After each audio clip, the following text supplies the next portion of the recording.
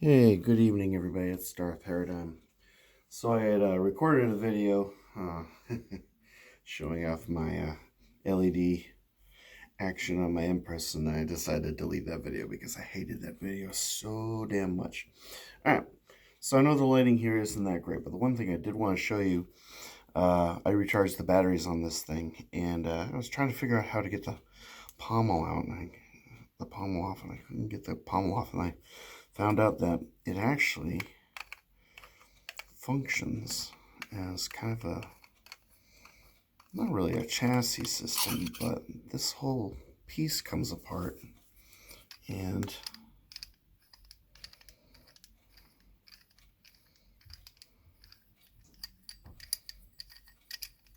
there's a lot of threading here, so this takes a little while.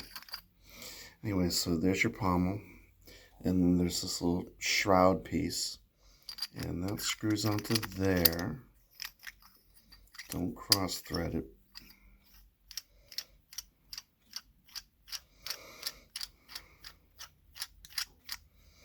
And it's the threading of the pommel inside this shroud that threads onto the actual hilt.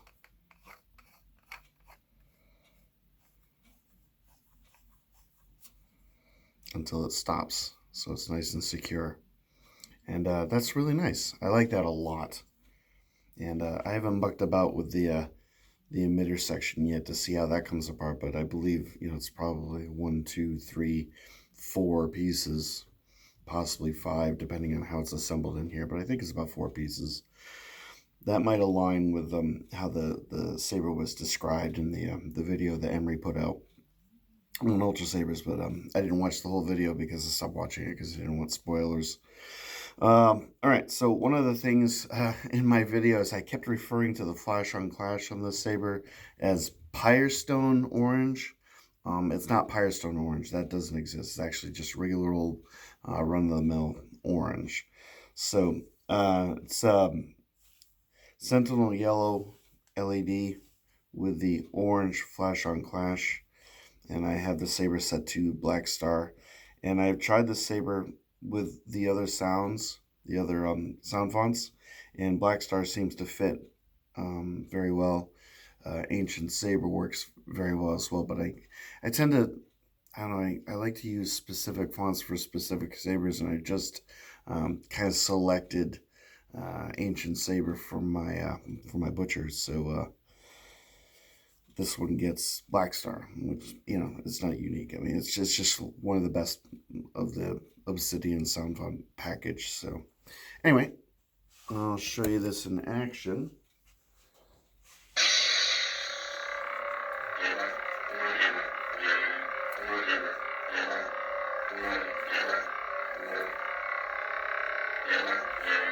So here's the Flash on Clash. I accidentally hit the...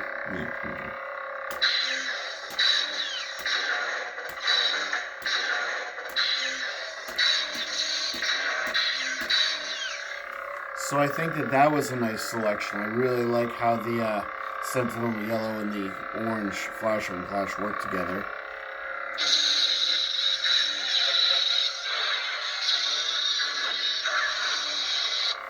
It's funny how the Flash on Clash LED interacts with the regular yellow LEDs. When you're just getting this, you get a nice solid orange kind of effect, but with the Flash on Clash you get a really wonderful kind of flicker rate.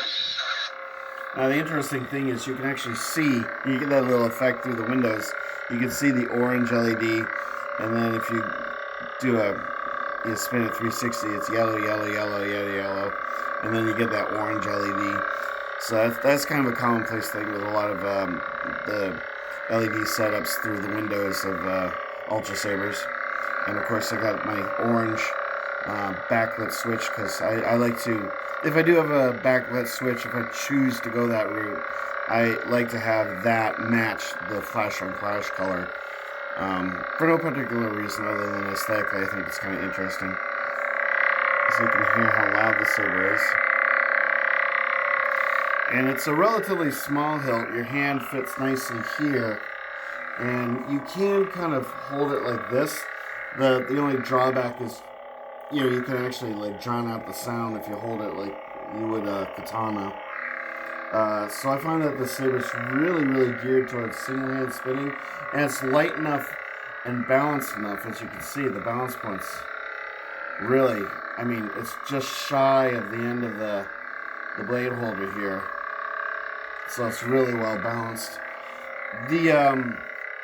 All the cutout pieces and all the detailing in the saber can grind on your hand a little bit.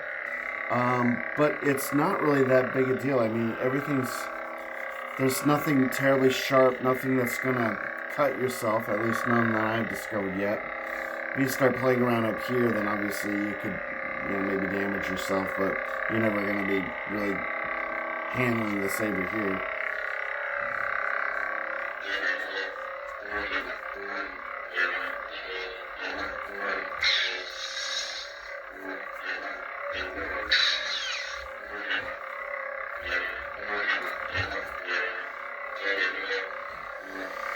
Sometimes, like, you'll catch parts in here a little bit, and you'll feel it.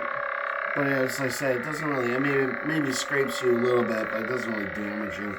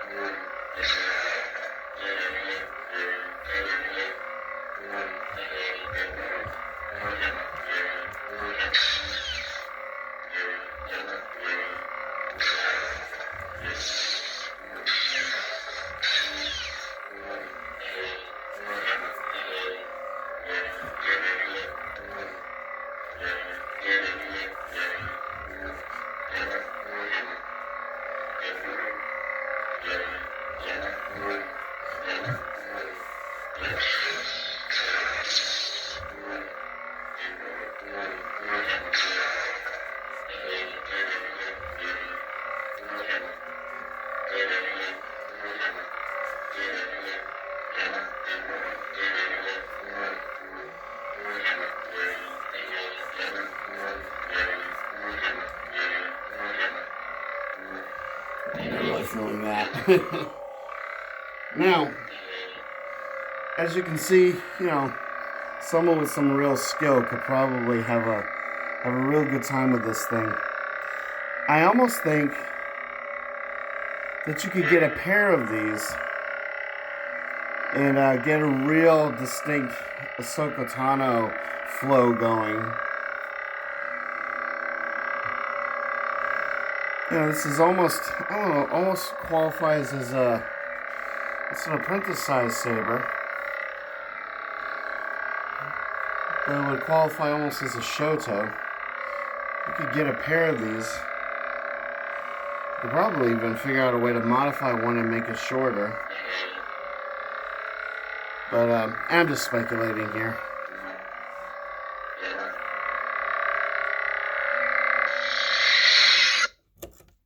So yeah, other than the fact that I had to, in the middle of spinning, I had to tighten this thing up. It got a little bit on the loose side. But there's no issue with it now. It just kind of needed a little bit of an extra firm, it had to be snugged. Anyway, so yeah, that's pretty much how this thing performs. And I have to honestly say it's turned out to be a really substantial delight for me. This just doesn't, not to belittle Ultrasabers. I love them as a company. A lot of people, there's a lot of haters out there, granted.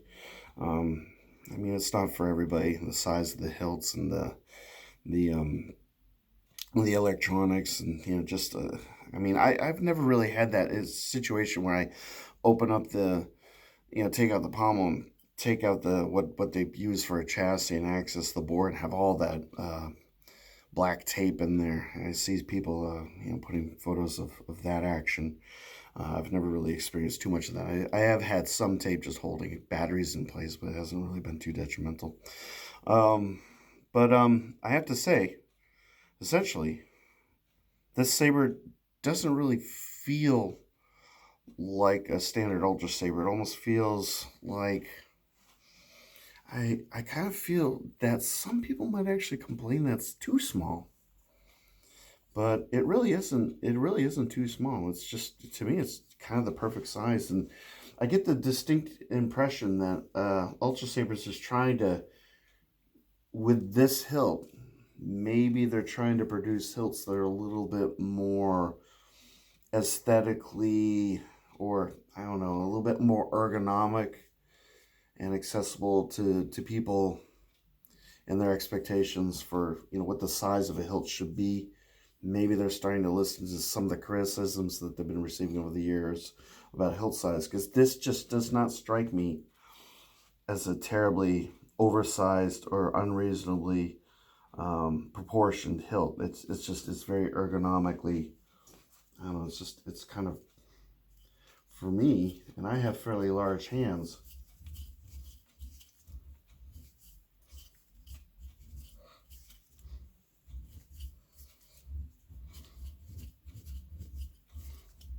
it's just kind of perfect. Anyway, so that's the final word. It's been a ride doing the unboxing and reviewing the saber so quickly thereafter, and yeah, this saber's a delight. I meant to show you the blade plug. Just I didn't remember I was going to show you that, but well, that blade plug wasn't actually really designed for the saber. Not that that really matters. The blade plug that I received was meant for the Savior and the Butchers. So, at some point, I'll have some fun with that. But anyway, so I hope you like this demo. And yeah, if you have any questions, throw them my way. I'll try to answer them to the best of my ability with what limited knowledge I have thus far. So, yeah, as I'm always want to say, I hope everyone's happy. I hope everyone's healthy and safe, and y'all have a good night, okay? Talk to you later. Goodbye.